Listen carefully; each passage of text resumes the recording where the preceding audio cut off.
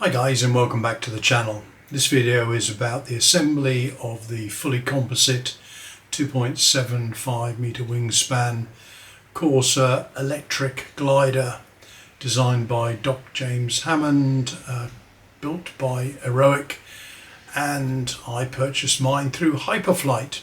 Great shout out to Neil and to Dr. James. I had a few issues with the model when I unpacked it, but they were resolved very quickly by the pair of them, so thanks to those guys. So this, as I say, video is about the assembly of this model. There's not a lot to be done. You've got to mount the servos in the tail, you've got to mount the servos in the wing and motor mount, but because of the construction of the model and the thinness of the wings and the tail, getting things to fit is quite a bit of a fiddle, can be a bit of a fiddle. Anyway, let's have a look at the various videos I took of the stages of the build to get it to a state where it now is ready for its maiden flight. Unfortunately, my Corsa, he didn't come with a firewall engine mounting backplate, so I've 3D printed my own one in ABS. So that now fits quite nicely in the fuselage nose, and in order to stick that to the fuselage, I've just put a balsa backing piece on it so that when it does go in, I know it's going into the right position, which I need it to be dead flush with the front of the fuselage, not recessed. I've lined up the motor, which is the F3426-7 X-Power.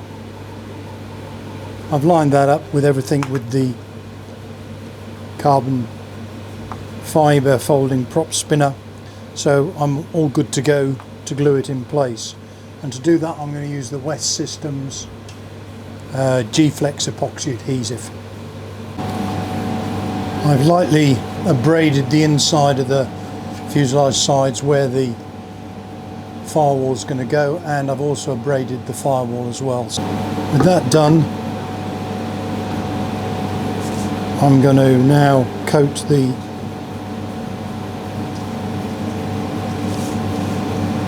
firewall as well, because when I 3D printed it, I put grooves in it to make sure I got enough glue in there.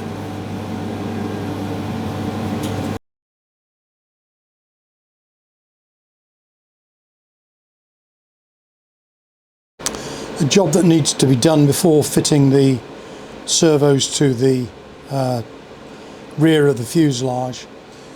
You're given a control push rod for the elevator.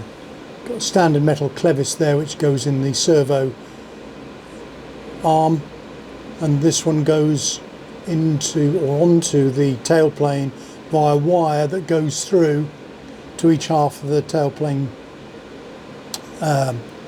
elevators.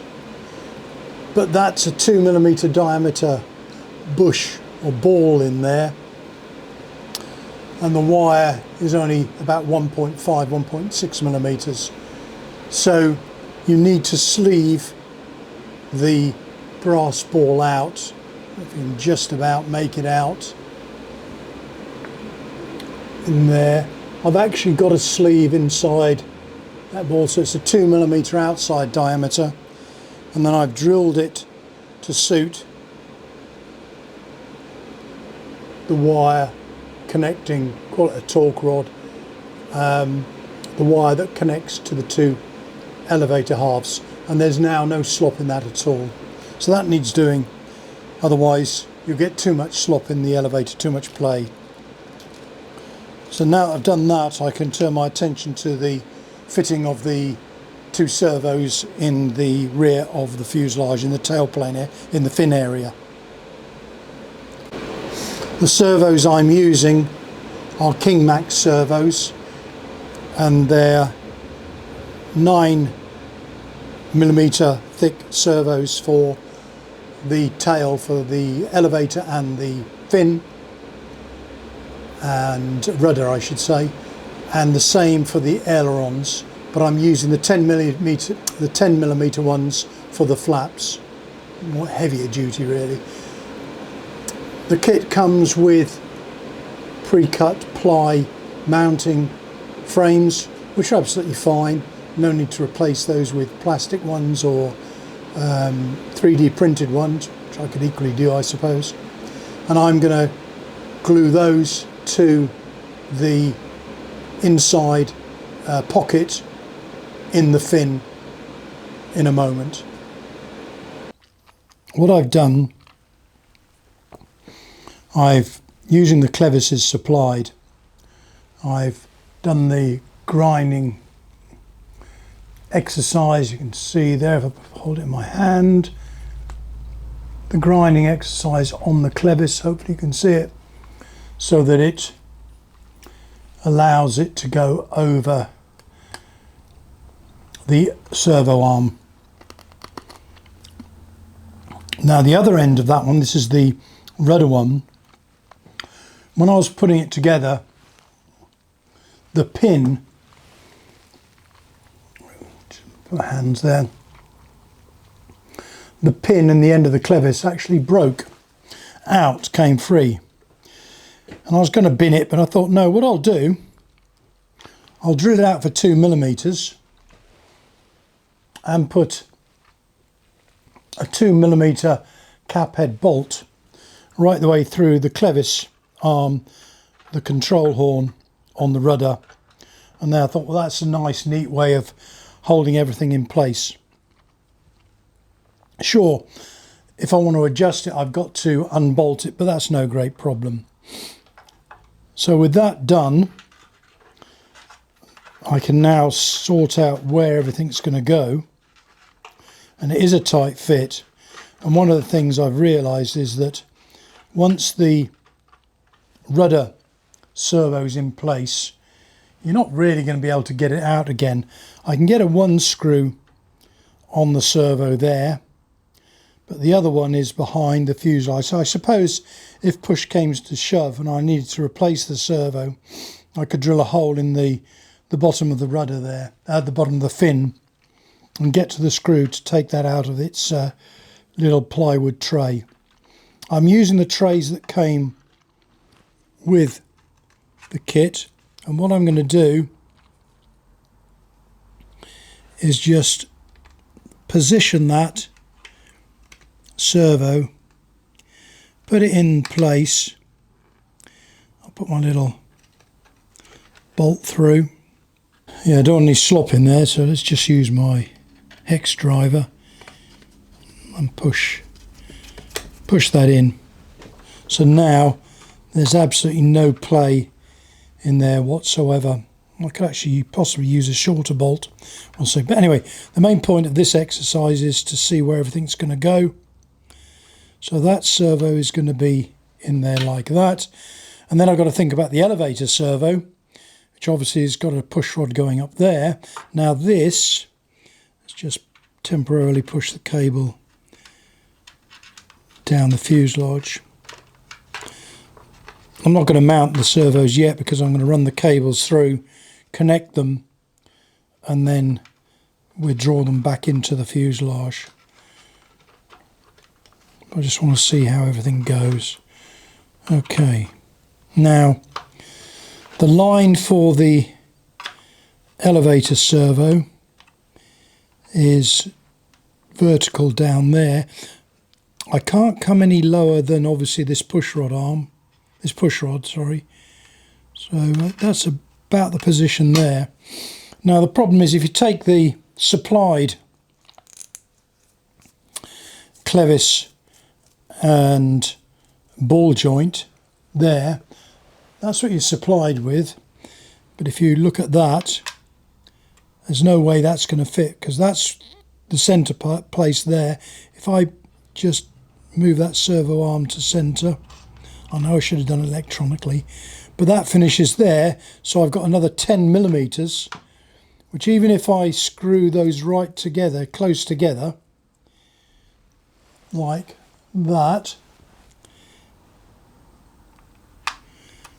this still doesn't give me enough room. Well, maybe I could possibly just about do it. Maybe just about do it with that. It's going to be touch and go. But the problem is, what I found when I did that, that is not a brilliant fit. So I'd have to put that, you see I can just keep turning it because there's no thread in that part. So what I would have to do is mount them together like that tightly, and then run some, either solder that in place, take this ball joint end off, solder it in place, then screw that back on again. Or what I could do is, I need a ball joint for this end here. What I could do is create another push rod out of my spares kit and put a Z bend in to this. The only problem with the Z bend is, again, it's maintenance, because once that push rod's up there and it's in position for the wire that goes through the elevator halves, you're not going to be able to maintain it. You're not going to be able to unclip it from the servo arm, and you'd end up having to take the servo out, possibly be all manner of problems. So what I think I'm going to do is I'm going to solder this arm in place there as it stands, and then I've got a rigid connection of ball joint, clevis, but I'm going to have to make again the same relief grind out of that to go over the servo arm, because if I don't do that, albeit to be fair, the elevator hasn't got much up and down movement, I may not have to do that, to be quite honest. But I've cut that servo arm very, very short. I haven't rounded it off yet. I've cut it very short, and the reason I've cut it short is because if I don't, my hatch cover won't fit, because that is too tall. If I push that in again now,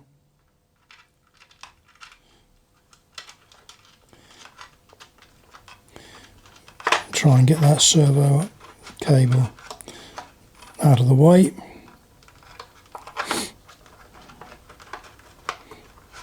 Just push it there for the time being.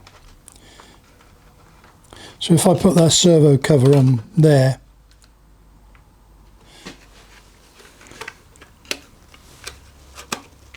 that arm is just touching that as it is. So as a consequence, if I put the clevis on there, then the clevis is too wide. The clevis there is too wide, because that will bear against the boss of the servo arm. In the end, I've decided to go with the Z bend, otherwise it just wouldn't work. So that's what it looks like in there, very tight.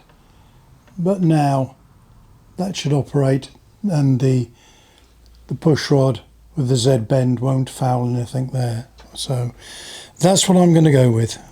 So time to glue everything in.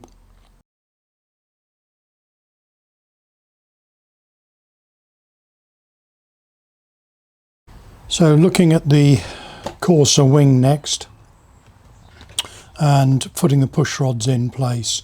Now the supplied push rods are standard 2mm clevises, which are these, which are fine, but they're an absolute nightmare to try and prise them apart when you're fitting them to the control horns on the on the control surfaces.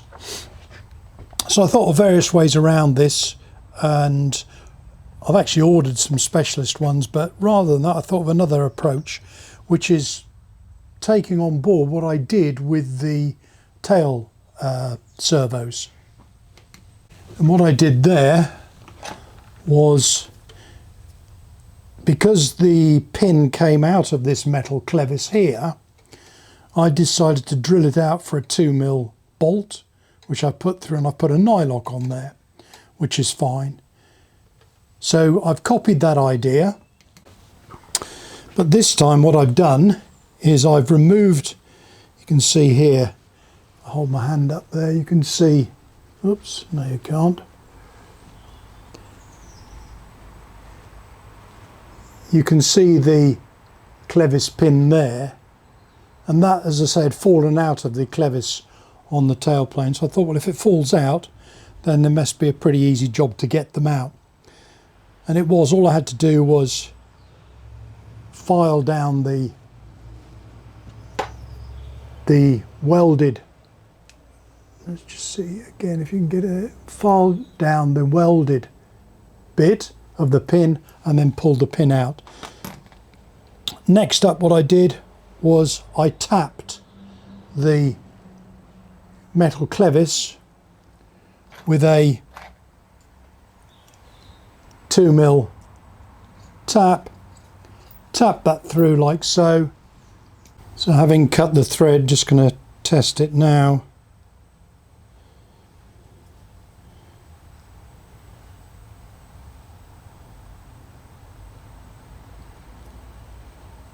Just feed the, just see that there, through one, through the other, and then that's tight there. So I'll just repeat that for the 3 others that I've got to do, and I think that will be a good fit. I had to drill out the horn, which is quite difficult, but once again I use this to do that. So now what I've got is a situation where I can mount the clevis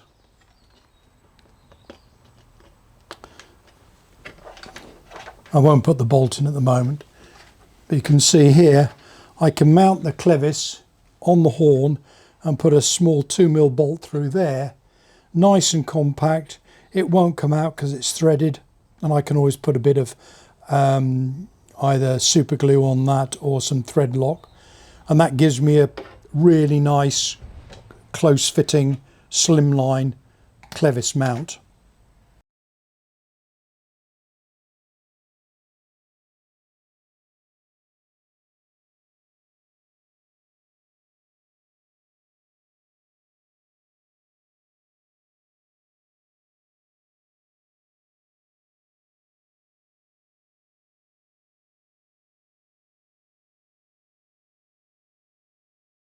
Having checked to make sure that the servos are all stuck in place, it's time to finish off the wiring, namely replacing the servo lead shrouds with a bit of heat shrink to give me better security, and also takes up less space in the wing. So all I'm going to do now is just push that cable away.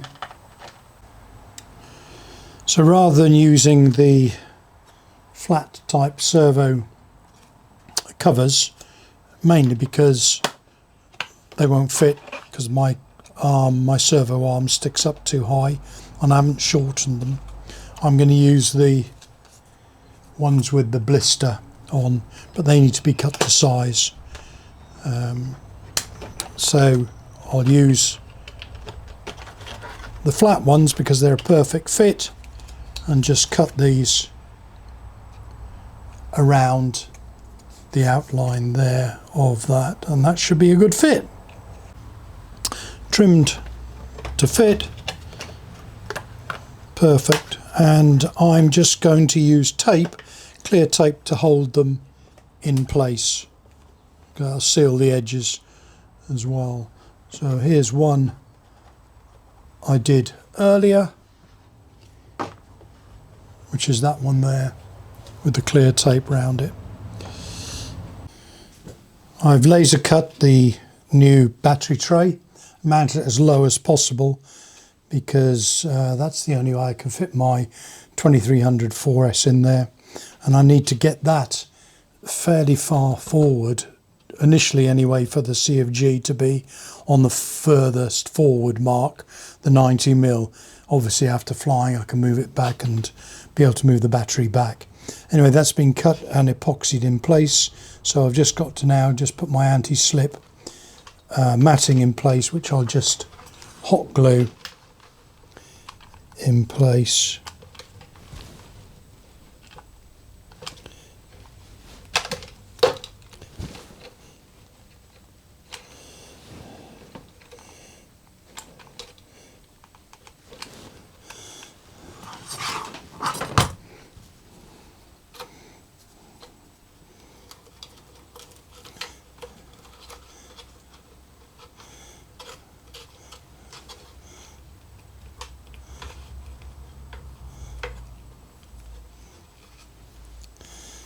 There we go, that's fine. Let's wait for that to go off now. Get rid of the old spidery webby bits, and that's it done, apart from sorting out the cabling now.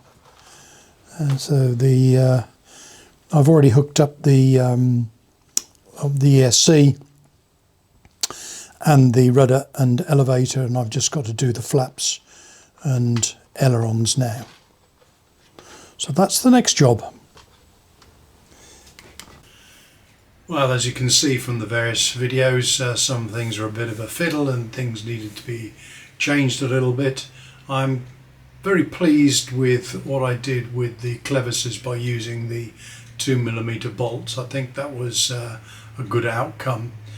Rather than I did order specialist clevises to be used on the wings, but I've not had to use those. So the model is now set up. I'm just configuring the radio for the various controls, throws on the control surfaces and things like crow, etc. So once I've got all those sorted, the model will be ready for its maiden flight, which hopefully, if the weather improves, then that should be in the course of the next few days. I will put a video up when I do the maiden flight. As per usual, if you like what you've seen, please put a thumbs up down below, put any comments, and I'll get back to you. And if you haven't subscribed, please do so. It helps with the YouTube algorithms. Anyway guys, thanks for watching. See you on the next one. Cheers.